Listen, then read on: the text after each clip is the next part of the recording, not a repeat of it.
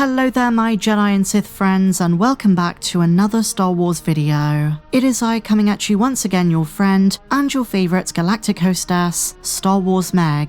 And today, we're talking about Maul Shadow Lord.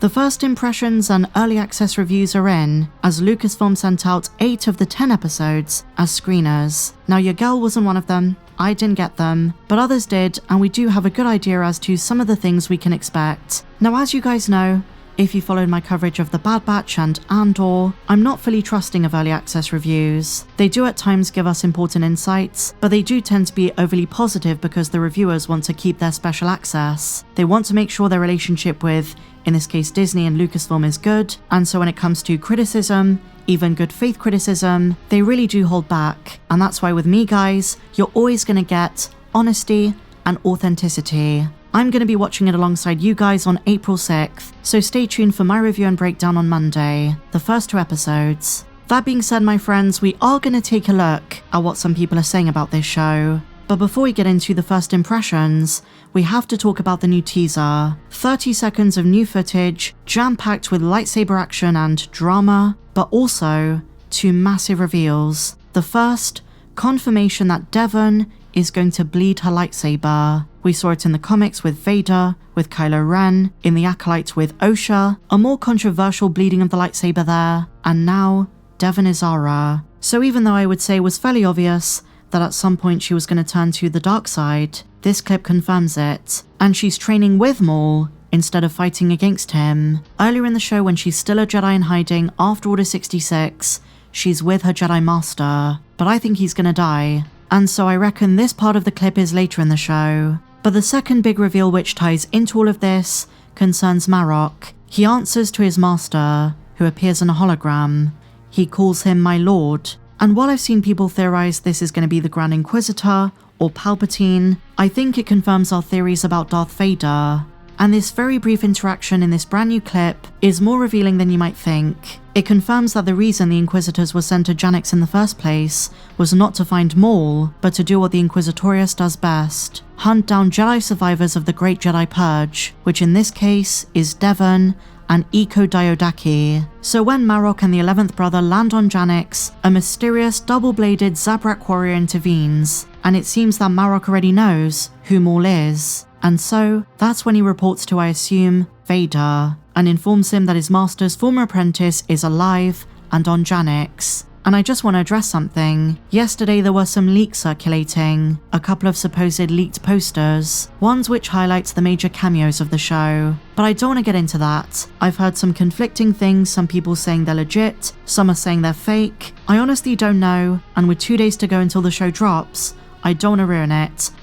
But now my dear friends, on to the first impressions, on to the early reviews, and these are going to be a mixture of the media outlets who got screeners, and those who attended the premiere in San Francisco. Dave Filoni, Lin-Wyn Brennan, Sam Witwer, and a few others hosted a Disney early access event. So, let's dive in. This is from a pretty big account on Twitter, and they said this: "We've seen the first 8 episodes of Maul Shadow Lord, and can confirm it elevates Star Wars animation to incredible new heights. The series is darker and more serious than any other Star Wars animated show, feeling more akin to Heat and The Dark Knight than the Clone Wars or Rebels. Sam Witwer is phenomenal as a more calculated yet still deeply vengeful Maul. The show does well to deepen our understanding of Maul without redeeming him, primarily through a number of fascinating philosophical conversations about the Jedi, Sith, and the state of the galaxy. It mirrors the drama and tone of Andor, while leaning into the mysticism of the Force and the enduring franchise themes of masters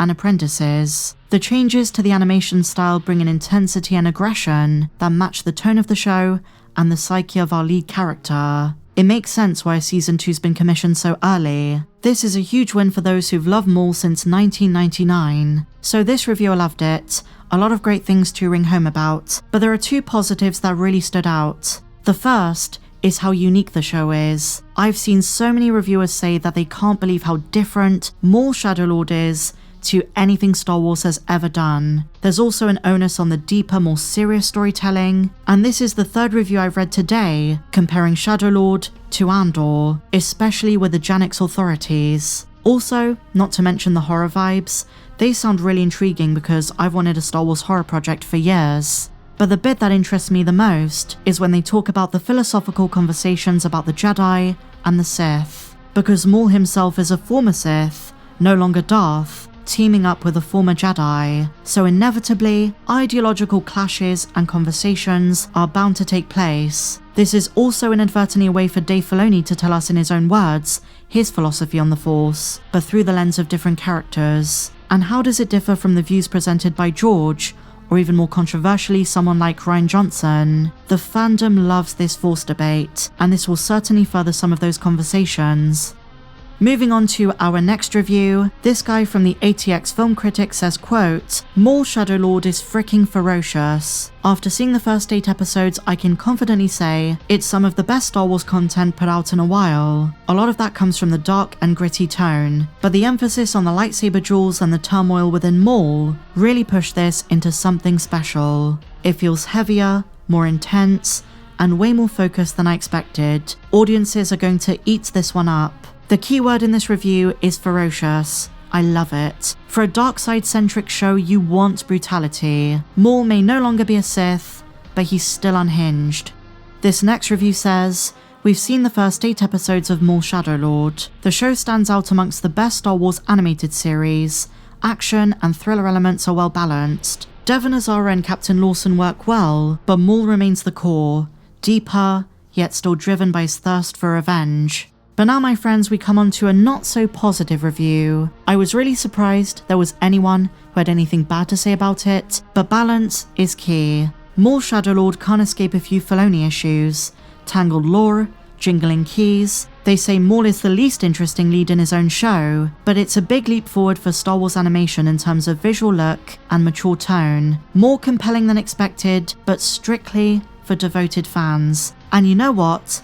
I respect him for saying this, because yes, some Star Wars projects are not made for casual fans. Darth Maul is one of the most iconic villains in all of cinema, but he has more story in the comics, in the Clone Wars and Rebels than he does in the Phantom Menace, in the main saga. And so if you're not caught up, you might be confused as to how Maul survived if you never saw the Clone Wars seasons 4 and 5, and secondly, you might not be familiar with some of the characters, the Inquisitors, Rook Cast, and so for shows like this, there should be a minimum level of exposition to explain it. In terms of jingling keys and fan service, I think you'd expect it for a show like this. Just in the trailers alone, there are so many references, quotes, and Easter eggs to other Star Wars projects. Not always a bad thing, but I guess we'll find out.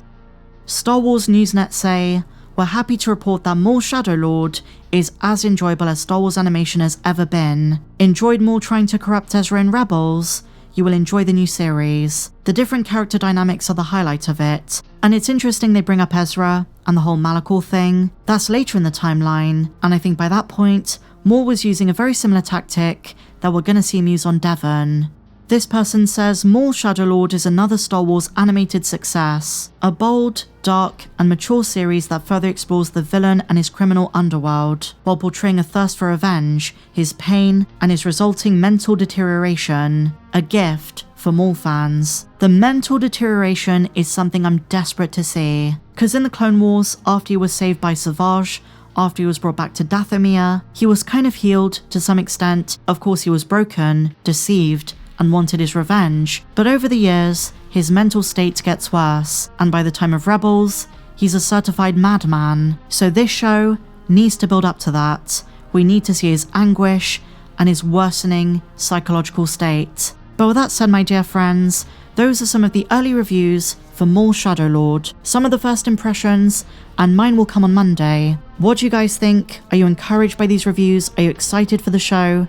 Let me know in the comments down below. And if you enjoyed this one, please be sure to give me a big fat thumbs up, subscribe if you're new, and may the Force be with you always.